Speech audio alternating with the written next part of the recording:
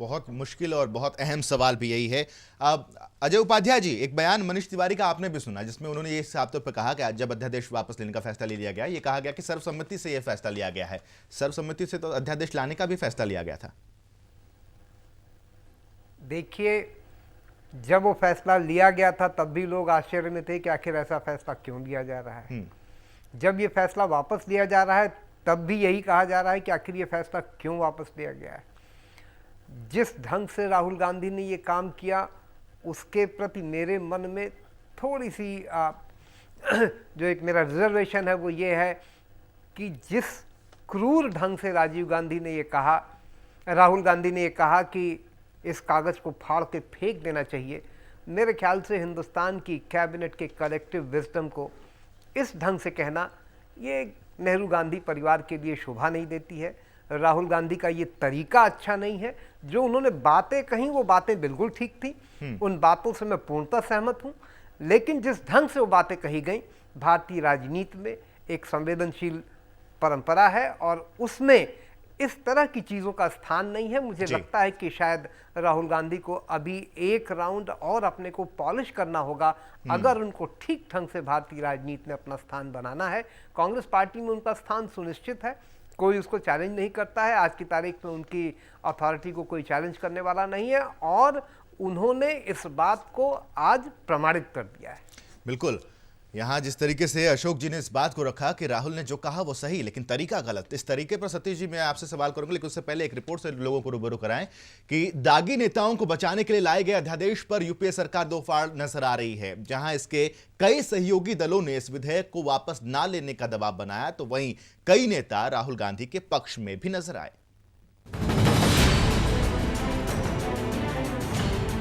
सजायाफ्ता सांसदों और विधायकों की सदस्यता बचाने के लिए लाए गए अध्यादेश को वापस लेने का फैसला सरकार के लिए मुसीबत बन गया।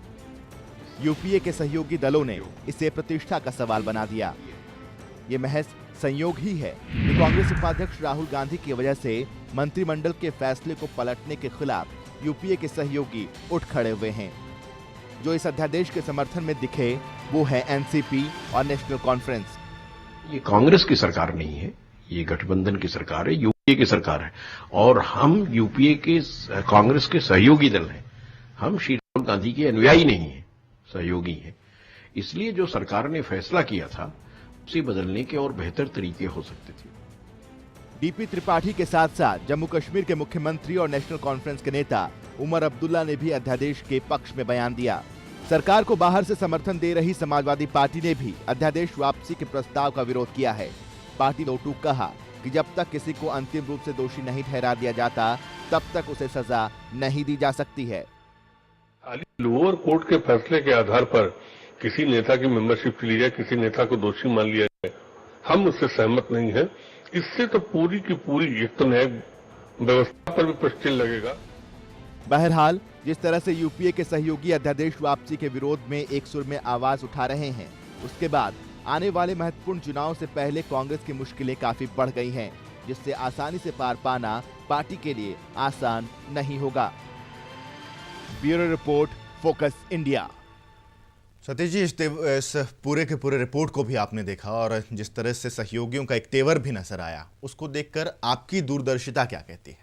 मैं तो पहले भी कह चुका हूँ, मेरी राय ये है कि कांग्रेस जो है भले ही आर्थिक और सामाजिक मोर्चे पर इंक्लूसिव पॉलिटिक्स या इंक्लूसिव एडमिनिस्ट्रेशन में जाना चाहती है नीतियों के आधार पर, जैसे कैश ट्रांसफ़र करना या फिर राइट टू फूड देना, ये सब सारी चीज़ें हैं, तो उसमें उसका दम जो है अकेले बलबूते जाने की है। लेकिन जो वो कोलिशन है, जो एक इंक्लूसिव पॉलिटिक्स है और जो मजबूरियां हैं गठबंधन की, वो उससे अपने आप को अलग करके मजबूत करना चाहती है, मुझे ये लगता है। दूसरी बात यह थी कि उमर अब्दुल्ला ने नहीं बल्कि फारूक अब्दुल्ला ने कहा कि यूपीए की बैठक बुलाई जानी चाहिए थी, तो शायद लगता है प्रधानमंत्री ने आज फिर कैबिनेट की बैठक से पहले बातचीत की थी। उमर अब्दुल्ला ने ऑर्डिनेंस का समर्थन नहीं किया, ऑर्डिनेंस के बारे में उनकी राय मुझे नहीं पता, लेकिन ये बात जो है कि जो भी पार्टियां हैं, सेकुलर बिरादरी जिसको कहते हैं, वो सारी की सारी कांग्रेस के कॉम्पिटिटर हैं। इसको देखना पड़ेगा और ये चीज़ शायद देखते हैं राहुल गांधी। और इस बीच अजय उपाध्याय जी, क्या जिस तरीके से अपने सहयोगियों की बातों को भी दरकिनार कर दिया गया इस अध्यादेश को वापस लेकर, क्या पूरी तरह से मन बना लिया गया है कि अब किसी की जरूरत नहीं, कोशिश होगी अकेले ही चलें?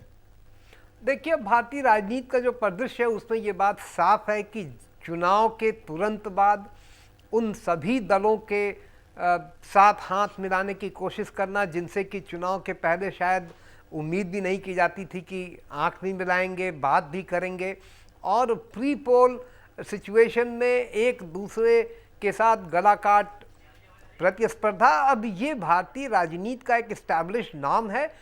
प्री इलेक्शन और इमीडिएटली बिफोर इलेक्शन जो सिचुएशंस है उसमें एक दूसरे को गाली देना, एक दूसरे के प्रति अपमानजनक बातें करना, और उसके तत्काल बाद चुनाव के बाद, चुनावी नतीजों के बाद एक दूसरे से गला मिलाना, अब ये भारतीय राजनीति का नाम है। इसमें कहीं न किसी आइडियोलॉजी का स्थान है, न कहीं किसी चीज़ का स्थान है। जो साथ आ गया वो अच्छा है, जो साथ ना आया वो ठीक नहीं है। और चुनाव के ठीक पहले अपने उन साथियों के साथ नाता तोड़ना जिनसे कल चुनाव में दो चार हाथ हो सकते हैं, अब ये मेरे ख्याल से इस्टेब्लिश्ड पॉलिटिकल नाम है। सतीश जी, आप कुछ कहना चाहेंगे इसमें? नहीं, इसमें जो मेरे विचार से ये लग रहा है, कुछ ही दिन पहले शरद पवार ने एक बयान दिया था, यूपीए के सहयोगी हैं, यहाँ से लेके महाराष्ट्र तक में दोनों पार्टियों की सरकार है, कांग्रेस एनसीपी की। उन्होंने कहा कि अगले चुनाव में जो 170-80 ले आएगा सीट, वो सरकार बना लेगा। और एक जो चीज़ मैं उर्मिला जी से पूछना चाह रहा था वो ये था, क्या ऐसा लगता नहीं कि चाहे वो नरेंद्र मोदी हो, चाहे अरुण जेटली हो, जैसा 1996 में वाजपेयी जी की सरकार 13 दिन में चली गई थी, वो चीज़ इससे उनको आज जो कुछ हुआ है उससे उनको मदद मिलेगी, नंबर 1। और नंबर 2, क्या ये कोशिश भारतीय जनता पार्टी वाले ये कर सकते हैं कि ये जो यूपीए से क्षुब्ध जो नेतागण हैं या जो पार्टियां हैं वो उनके साथ मिले और वो जो छुआछूत है वो कांग्रेस की तरफ जाए, उनको ज़्यादा छुआ जाए, उनको टटोला जाए, उनको सहलाया जाए?